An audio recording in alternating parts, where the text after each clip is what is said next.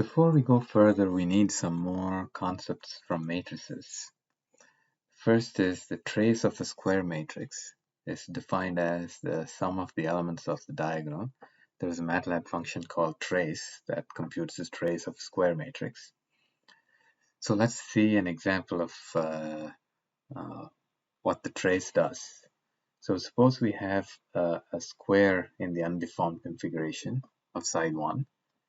And after deformation, the sides get stretched to 1.002 and 1.001, so that the position functions are 1.00 x hat of xy is 1.002x, y hat of xy is 1.001y, the u hat of x is 0.002x, u hat of y is 0.001x, epsilon xx and epsilon yy by applying the definition in the previous video, 0.002, 0.001. Now, if we calculate the change in area over the original area, you can think of this as a kind of area strain. It comes out to be approximately 0.003, which is basically the trace of the strain matrix. So the trace of the strain matrix is the area strain.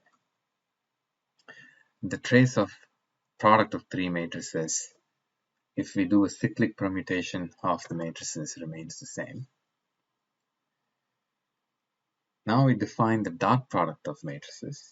So if A and B are two, for example, 2 by 2 matrices like this, then the dot product is the term by term multiplication and the sum. Component by component multiplication and the sum.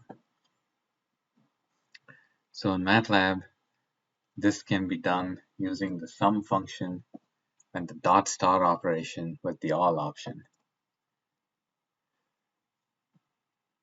It also turns out that the dot product of the matrix of two matrices A and B is the trace of A transpose times B, and we can prove it very easily by just writing out A transpose B and seeing that the trace of A transpose B is nothing but the dot product of A and B. In MATLAB, this can be done as the trace of A transpose times B. The next concept is that of an antisymmetric matrix. Remember, symmetric matrix is when A transpose is equal to A, and antisymmetric matrix is when A transpose equals minus A. And here's an example of an antisymmetric matrix. Now, another fact is every matrix can be written as a sum of a symmetric matrix and an antisymmetric matrix.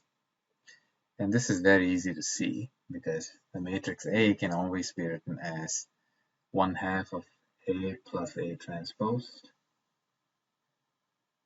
which is a symmetric matrix, and 1/2 of A minus A transposed, which is an antisymmetric matrix. And you can check that these matrices are in fact symmetric and antisymmetric. Finally, the dot product of a symmetric matrix and an antisymmetric matrix is 0. And we can check this with this 2 by 2 matrix example. All of these statements are true for any n by n matrix, but we're checking it here for 2 by 2 matrix. So we take a symmetric matrix A, an antisymmetric matrix B, and if we do dot product just by direct calculation, we see that it is 0.